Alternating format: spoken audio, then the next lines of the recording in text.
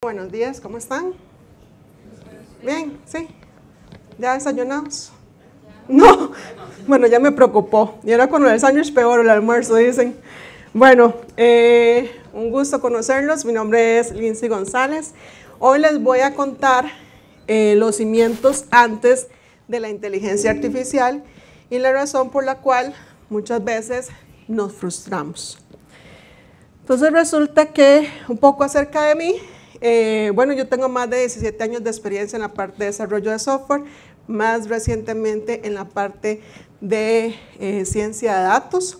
También más de 14 años de experiencia en la parte de educación. Me encanta compartir lo que sé. Entonces, he trabajado por la Universidad Nacional, actualmente Lead University, CETAP, más de 5 años como instructora LinkedIn Learning, y desde 2023 ocupó el cargo de directora de la carrera de Ciencia de Datos en Lead University.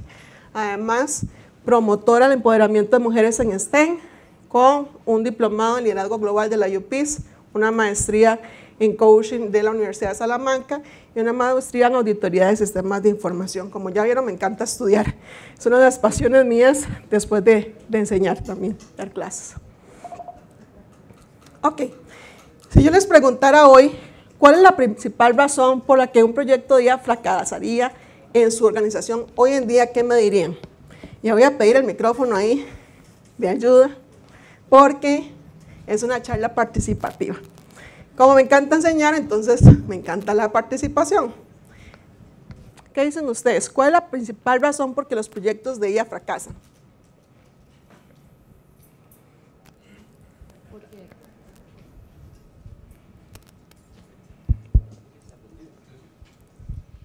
Porque tal vez se otorga mucha confianza a la IA y se olvida la planificación y todo lo que es arquitectura, casas de uso y etcétera antes de iniciar la implementación. Muy bien, muy buena respuesta. ¿Cuál otra razón por la cual? ¿El compañero?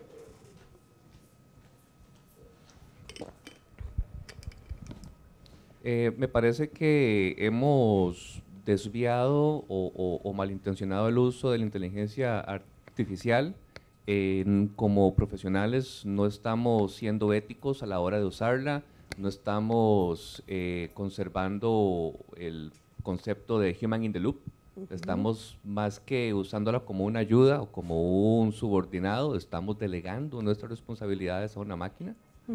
Y no, tal vez falta entrenamiento en todo el tema de contexto y prompt engineering, la manera correcta de preguntarle algo a una IA generativa o agéntica. Es muy común que la IA hace lo que le dices y no lo que quieres. Muy bien, muy buena respuesta también. ¿Alguno otro? ¿Por qué creen que cuando una empresa, porque yo no sé si a ustedes les pasa, ¿cuántos de aquí trabajan? ¿Sí? Bueno, resulta que, me imagino que les pasará, ahí me confirman, donde yo trabajo ahora quieren meterle IA a todo, hasta para el uso de los servicios, ¿verdad? Que usan IA, para todo, incluso cuando el proyecto no lo amerita. Entonces, ¿por qué fracasan esos proyectos? Y desde las gerencias, los directores, todos quieren usar IA. ¿Cuál es la otra razón? Hay una que no me han dicho, que es la razón de esta charla hoy. ¿Alguna idea? ¿Por ahí? ¿No? Bueno, hola. Bueno, yo creería que podría ser también la falta de preparación en la inteligencia artificial, un poco tal vez de ignorancia en el potencial de esta, y también podría ser la resistencia hacia esta, porque el miedo, sí, en un proyecto de que fracase lleva al fracaso, ¿verdad? Entonces… Muy bien, ese es uno de los puntos muy importantes, el miedo también, uno de los puntos vitales también. Bueno, les voy a contar que el 95% de los proyectos, esto según el MIT y Gartner, fracasan, de IA generativa fracasan porque no hay forma de generar rendimientos. Hay disminución del tiempo, mejora productiva, no hay forma de medirlo. Y dice que más del 80% de los proyectos no alcanzan la fase de producción debido ¿a qué? A los datos. Si yo les pregunto hoy en sus organizaciones, ¿tienen a alguien encargado por la parte de datos? Solo los de allá contestaron que sí, pero todos los demás habían dicho, la gran mayoría habían dicho que quería la empresa metería. Entonces, yo les voy a contar una de esas historias de La Rosa de Guadalupe. Sí, yo soy buena para las historias. Resulta que me meten a un proyecto de IA generativa. Resulta que era poder ayudarle a las personas a poder determinar el path hacia dónde querían ir. Entonces, si soy un junior, ¿qué debo de saber para hacer Meet, etcétera? Eso con IA generativa. El proyecto empezó súper bien, vamos a hacer un fine tuning, vamos a usar estos modelos, etcétera. Y bueno, viene la parte más importante. ¿A dónde están los datos? Bueno, no, hay que reunirse con el de aquel departamento y el de este otro. Y empezamos a ver, y bueno, los datos algunos en las páginas web. No hay otro lugar más que en una página web de la empresa. Otros en Excel. Otros de ahí sobre la marcha, los jefes se lo inventaban. Entonces nos tocó recolectar los datos y empezamos a entrenar el modelo. Empezamos a evaluar el modelo, porque algo muy importante es la evaluación. Y resulta y acontece que cuando llegó la parte de evaluar el trabajo que habíamos hecho, nos damos cuenta de que no estaba funcionando muy bien. Estaba alucinando, estaba dando respuestas que no eran las correctas, etc. Bueno, ¿cuál es el problema? No tenemos suficientes datos. Ok, entonces usemos datos sintéticos, usemos otra IA para generar datos más ahí masivos. Tampoco. No teníamos los datos, no teníamos centralizado toda la información. Simplemente el proyecto, adivinen qué pasó. Formó parte de las estadísticas. No llegamos a producción. Entonces, el data is the new oil, no es realmente un cliché. Es lo que pasa hoy en día. Los datos son el nuevo petróleo. Y como el petróleo, tiene que ser refinados. Nada hacemos con tener información. Si yo les pregunto hoy, ¿cuántas fotos tienen ustedes en su dispositivo? ¿Qué me dirían? ¿Cuántos correos tienen ustedes hoy? Y más sin leer. ¿Verdad? Ya yo oculto las notificaciones, que ni me diga cuántos no tengo leídos. ¿Cuántos de esos son realmente importantes? Tal vez ni el 10%, ¿verdad? Entonces dice que el 73% de los datos empresariales, según Forrester, nunca se llegan a analizar, nunca se llegan a utilizar.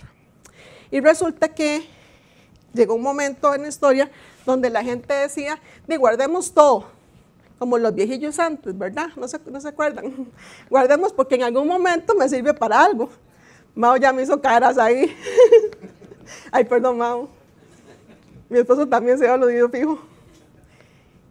Guardemos los datos, en algo, para algo nos sirven. Resulta que volumen no es igual a generar valor.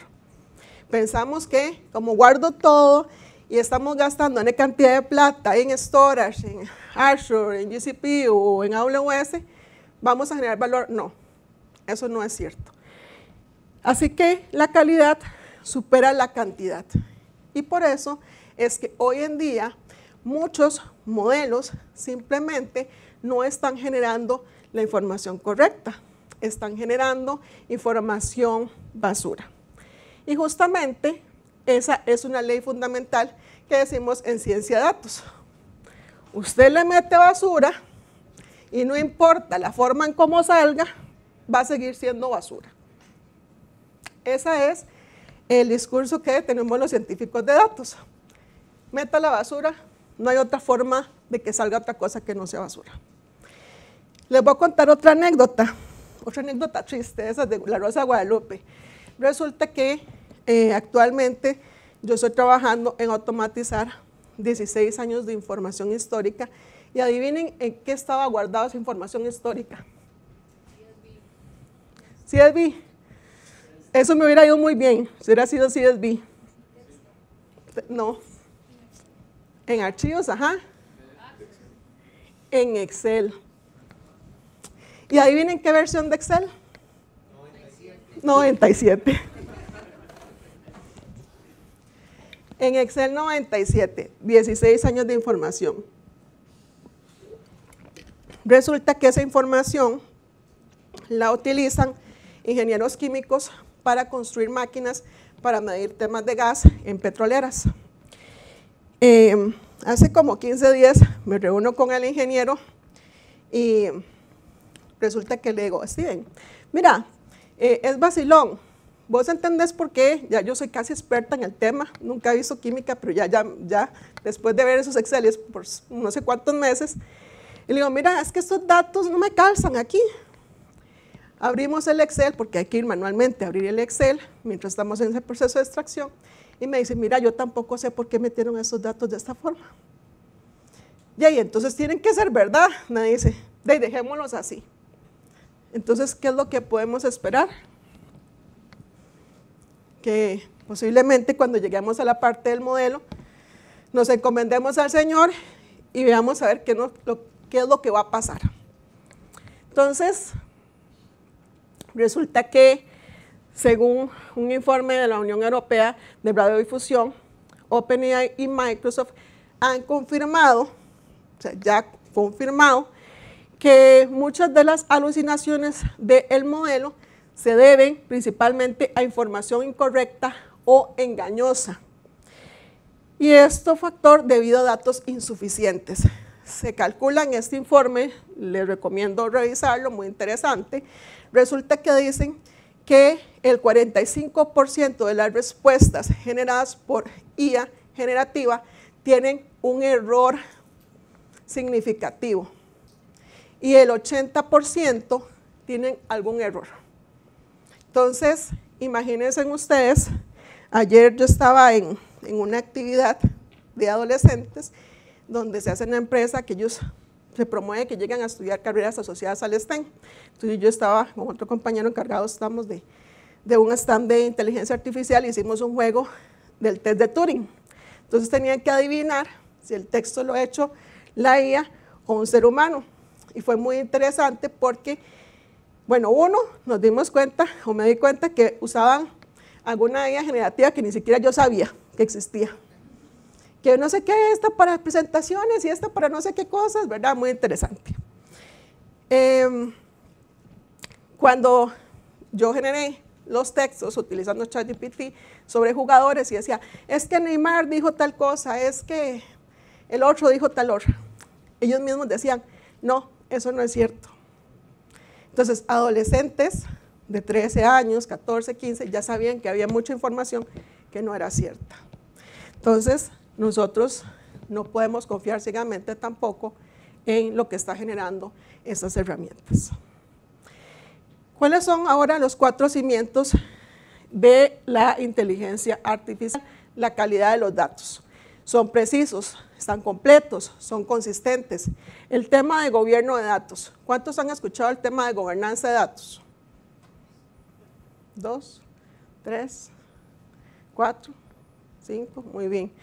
Eso es sumamente importante y las empresas hasta ahora lo están tomando en consideración. Y el gobierno de datos tiene que ver con las políticas, las responsabilidades, temas de seguridad. Luego la arquitectura de datos. Nada hacemos con tener gobierno y tener los datos si no tenemos cómo gestionarlos, cómo procesarlos, cómo los analizamos. Y el último que decía el compañero de atrás, la cultura de datos. La alfabetización, toma decisiones basadas en datos. Es muy importante. Si no tomamos en cuenta a las personas, este factor puede ser decisivo para que nada funcione también. En una sola palabra, si sus datos fallan mañana, ¿cuál sería el impacto más costoso de su organización? Y ahí voy a pedir otra vez ayuda con el micrófono. ¿Qué me dicen? ¿Cuál sería el impacto más costoso si mañana fallan los datos? Si se cae el data center.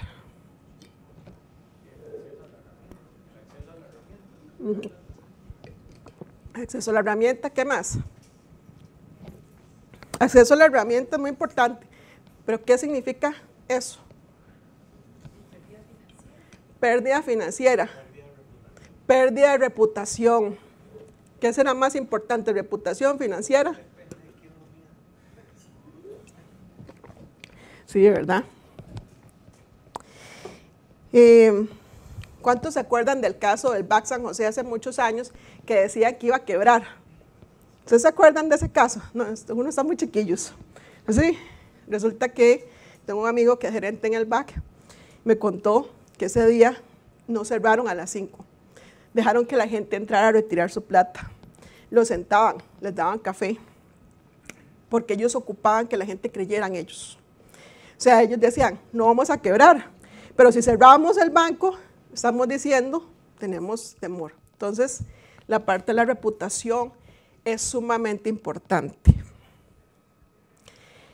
El costo invisible de los datos de mala calidad.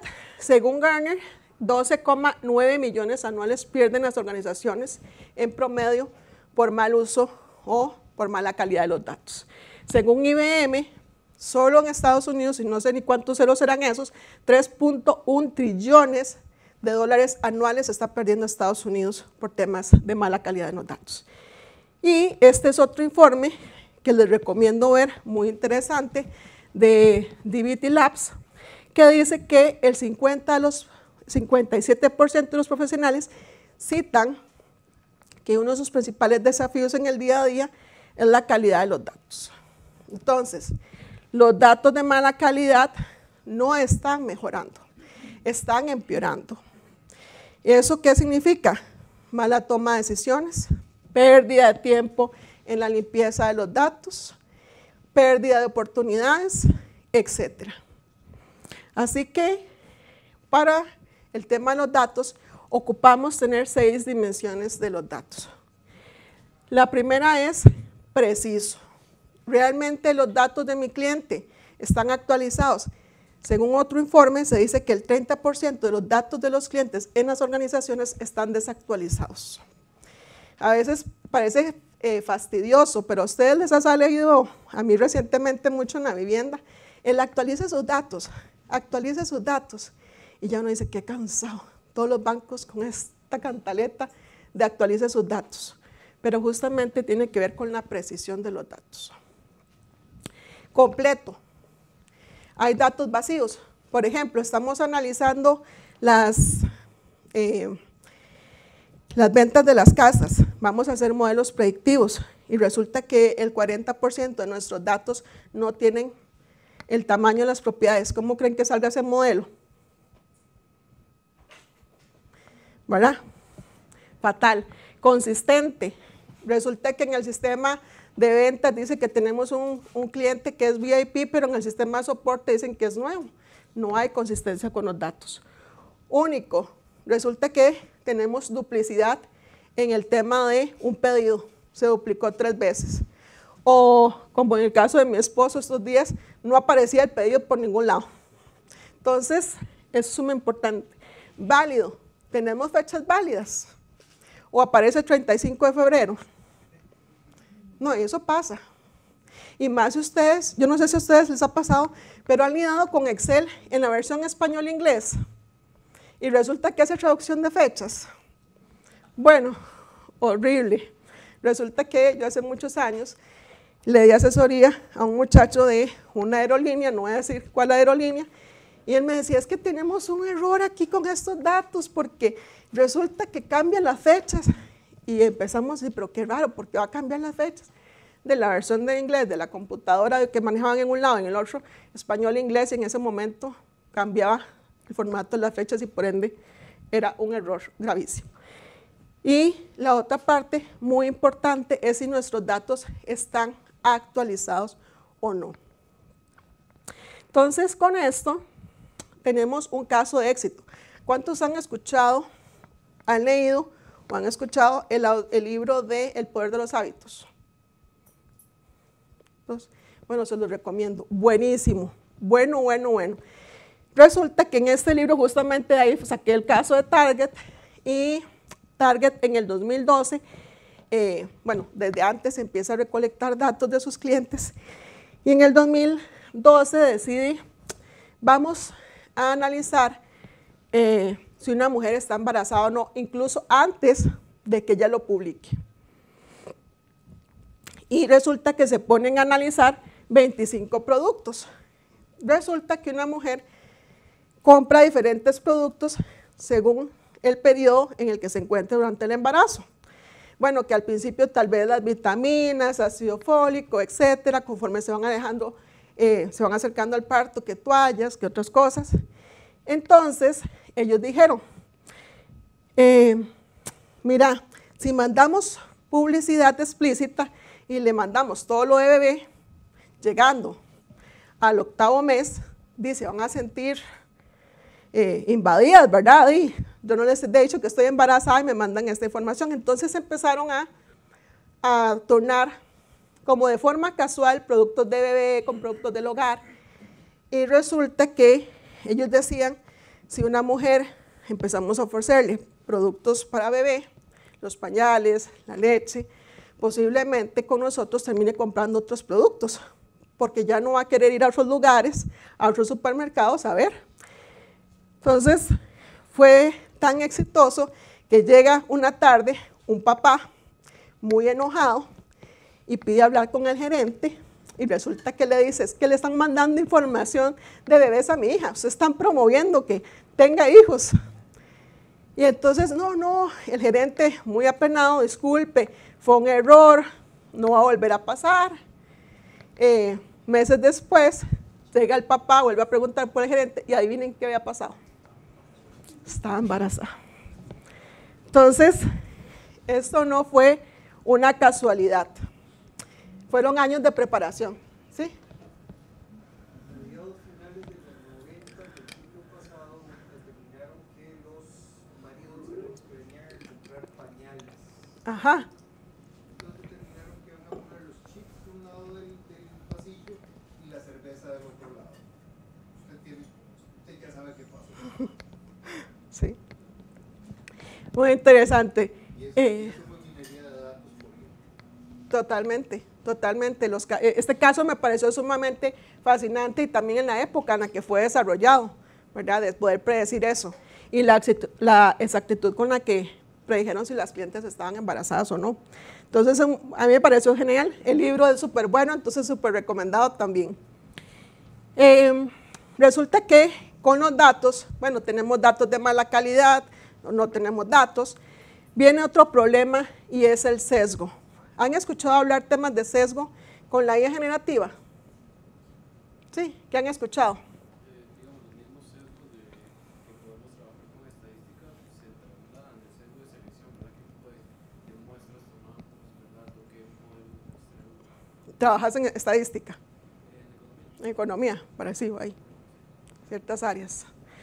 Sí. He leído en un entrenamiento de AWS de Machine Learning, inteligencia artificial, que el sesgo es un problema porque, y ahí es donde hay una línea delgada, difícil. Los datasets que se usan para entrenar, si son muy pocos, la IA tiene que rellenar espacios, rellenar los gaps con información que se inventó. Y si está sobreentrenada, va a tener sesgo para ver otras posibilidades, porque va a estar muy enfocada a tener demasiados datos de entrenamiento. Ese concepto de overfitting, underfitting, ¿verdad? Sí, muy bien, exactamente. Y resulta que lo que decía el compañero también, los sesgos humanos, adivinen a qué monito le pasamos, a la IA, ¿verdad? Entonces resulta que hay sesgos de selección.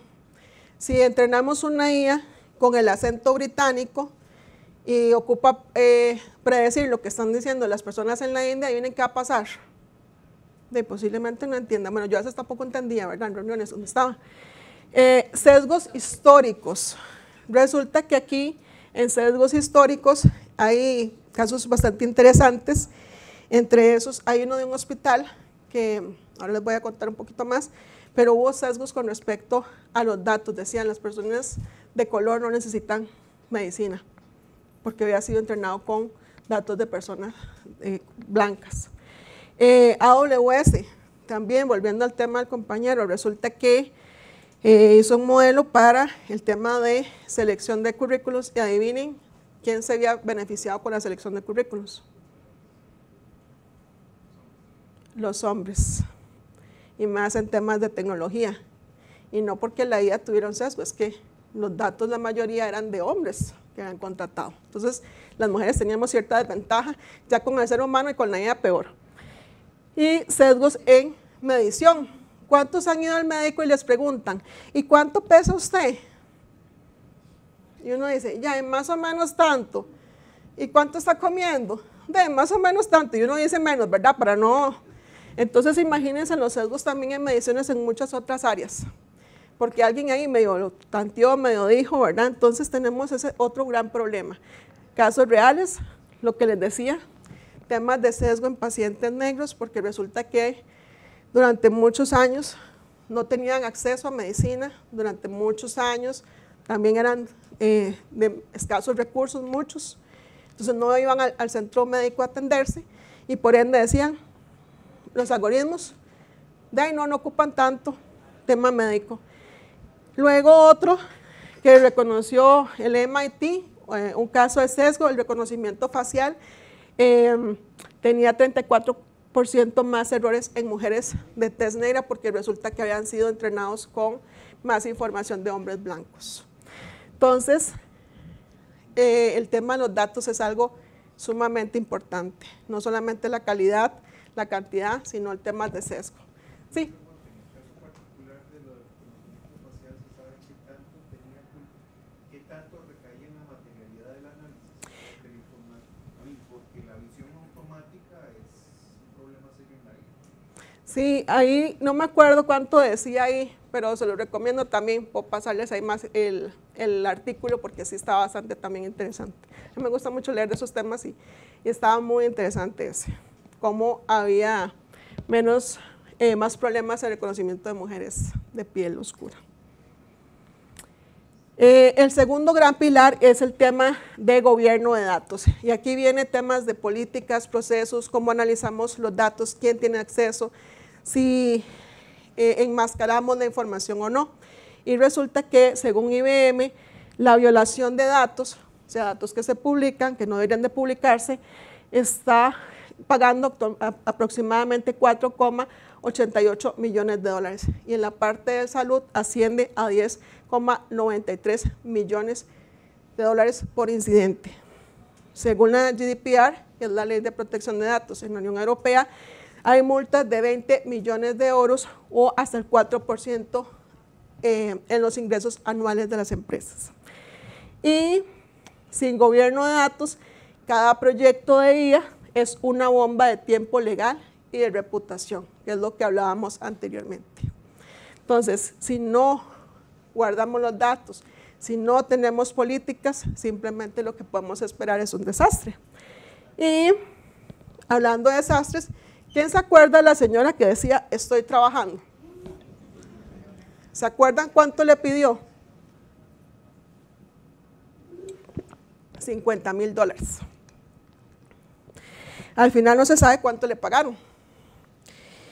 Y aquí viene un tema importante que es privacidad versus protección. ¿Alguno sabe la diferencia entre ambos?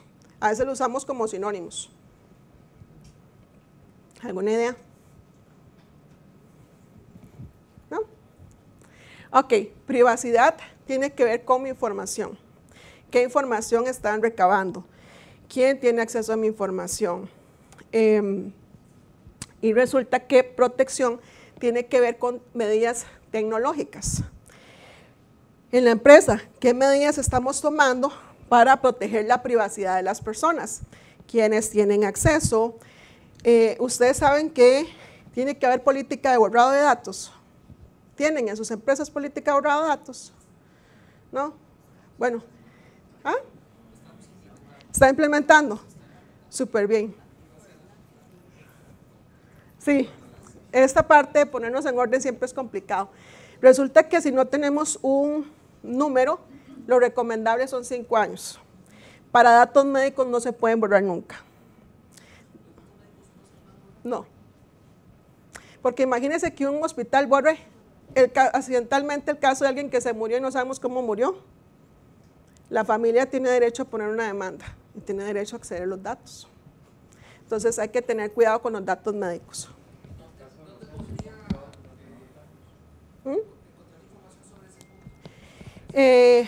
Hay el DAMA-BOK, es un framework que propone también todo el tema de gobierno de datos. Entonces dan recomendaciones y por supuesto tiene que ver mucho con también el tema de la empresa, en donde yo trabajo cada 6 meses, hay borrado datos. Entonces, si hay políticas, si querés que se mantengan, tienes que guardarlo en cierto lugar y si no, automáticamente se borra. Pero va a depender mucho de la naturaleza. Datos médicos sí son datos de por vida. Una consulta un poco más técnica. Ese borrado de datos en la empresa que usted trabaja, ¿lo hace en soft o lo hace en hard? Como cuando en la base de datos hay es hard. de activo e inactivo. Hard. Hard de un solo. Sí. Sí. Lo que te dicen es porque no tienen unas políticas, entonces usted dice, si usted no quiere que su información sea borrada, usted tiene que guardarla en X lugar, pero si su información, por ejemplo, un chat no tiene más movimiento, su información va a ser borrada. Entonces tienen políticas muy claras con respecto a eso. Híjole. Ok. Entonces, elementos claves de un gobierno de datos. Tenemos la parte de responsables del dominio. En Costa Rica tenemos la Ley de Protección de Datos frente al tratamiento, la Ley de Protección de Datos de la persona. También cerca de 120 países ya actualmente cuentan con leyes. Puede ser que el número esté un poquito más alto ahora. Un catálogo de datos que tiene que ver dónde están nuestros datos. Y con esto viene también el INAI, cómo se recolectó el dato, cómo se transforma y, muy importante, el control de acceso. ¿Quién tiene acceso a nuestra información? Un caso de éxito también fue el de Walmart, que resulta que Walmart recolecta N cantidad de información, cerca de 2.5 petabytes de datos por hora, y con esto lo que pretenden es capturar datos como el clima, actividades festivas, entre otros, y lo que lograron es una predicción de la demanda del 97% y una reducción del 10% en desperdicios en alimentos. Si pensamos, por ejemplo, en diciembre, ¿verdad? ¿Qué productos vamos a comprar en diciembre? Posiblemente no la proteína whey que me mandó la nutricionista, ¿verdad? Eso para enero. Entonces, hay una optimización también en inventario en tiempo real. El cuarto pilar es la cultura de los datos. Se dice que solo el 24% de las empresas tienen alfabetización de datos, mientras que el 83% de los líderes dicen que es importante. Entonces, entre lo que digo que es importante y los que realmente lo aplican, hay un gran gap ahí. Y bueno, resulta que el 50% de los empleados pierde 1 hora diaria en temas de datos, que no están bien estructurados o nadie sabe dónde están. Así que el factor humano es sumamente importante. Frases como siempre lo hemos hecho así, frases como miedo a la pérdida o relevancia. ¿Cuántos han escuchado que la IA nos va a reemplazar? Yo lo escucho muy seguido, más en estudiantes nuevos. Desconfianza, no, yo conozco mejor los datos, yo sé mejor que esto no está prediciendo bien. Y sobrecarga de información, estoy muy ocupado para aprender un nuevo sistema. No, mejor lo dejamos para después, y el después no se usó nunca. Entonces, ¿cómo superamos esa resistencia?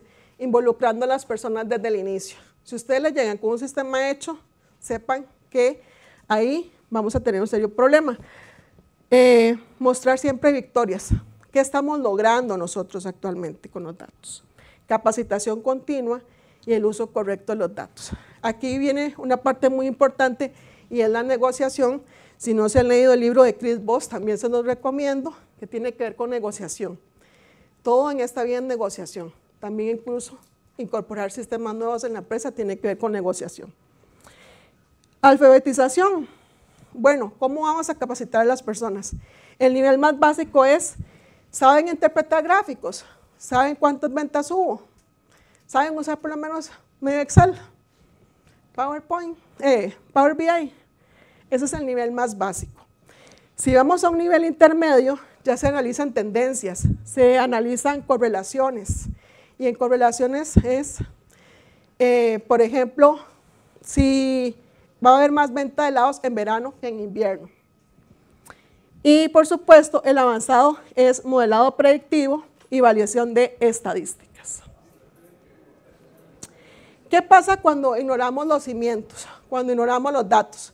Resulta que IBM Watson en oncología fue un sistema que invirtió millones y al final resultó en un fracaso porque usaron datos sintéticos, no datos reales. También Amazon, el sistema de reclutamiento que les comentaba, que había un sesgo con respecto a las mujeres, y Nike Capital, que perdió 440 millones en 45 minutos en datos de trading por un error en la información.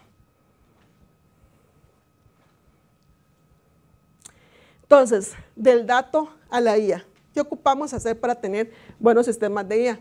Por supuesto, la captura de los datos. ¿Dónde los vamos a almacenar? La limpieza. Nada hacemos con almacenarnos si no lo limpiamos correctamente. Luego, una combinación fuerte de fuentes, ¿verdad? ¿Cómo combinamos las fuentes? Análisis de patrones. Y hasta el sexto punto llegamos a la parte de la IA. No podemos llegar a la parte de la IA sin lo anterior. Y por último, toma de decisiones y métricas. Todo hay que medirlo. Si no lo medimos, no sabemos si funcionó o no funcionó. Netflix, resulta que eso es un caso bastante interesante. Ustedes saben que Netflix recolecta los datos de cada vez que ustedes le dan play, le dan stop a una película, cada vez que ustedes hacen una búsqueda, cada vez que ustedes abandonaron una película, y todo eso resultó que el 80% del contenido que ustedes ven en Netflix es gracias a las recomendaciones que ellos hacen. Y esto les ahorró $1.000 millones en retención de personas. Así que un componente de una estrategia digital, tenemos que tener una visión. No vamos a meter IA por meter IA. Entonces, ¿qué queremos lograr? El diagnóstico. ¿Dónde estamos hoy? Es muy importante esto. ¿Qué estamos haciendo hoy? ¿Cómo están nuestros datos hoy? El roadmap, ¿qué vamos a construir? ¿Quién va a ser el responsable? ¿Qué herramientas vamos a utilizar? Y las métricas. Aquí es muy importante la parte de las métricas. Así que, según McKinsey, las empresas que se enfocan en datos son 23% más propensas a adquirir nuevos clientes. Y esto es sumamente importante si queremos que nuestra IA funcione y que funcione a nuestro beneficio. Así que, ¿qué van a hacer ustedes a partir de mañana?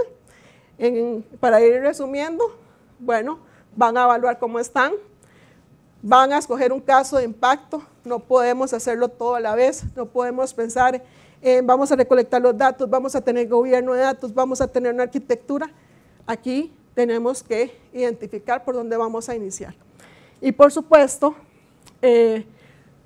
nombrar responsables, definir esas métricas, programa de capacitación que es sumamente importante antes de empezar a utilizar IA y celebrar las recompensas. Así que, para ir finalizando, el 80% de los proyectos de IA, como les decía, fracasan y no por temas de algoritmos. Así que OpenAI y Microsoft también lo dicen, ¿verdad? Sus modelos actualmente tienen información engañosa y principalmente fue por el tema de los datos. La mala calidad de datos cuesta millones a las organizaciones y si nos enfocamos en tener datos de calidad, guardarlos en una buena sistema, tener una buena arquitectura, vamos a ser propensos a adquirir nuevos clientes. Así que aquí les dejo los 4 pilares, que es calidad, gobierno, arquitectura, cultura. Y la parte negativa es que no hay atajos. Y les dejo la última frase. Sin datos sólidos, la IA más avanzada es como un Ferrari sin gasolina. No va para ningún lado. Muchas gracias. Traté de terminar a tiempo. Traté de terminar a tiempo.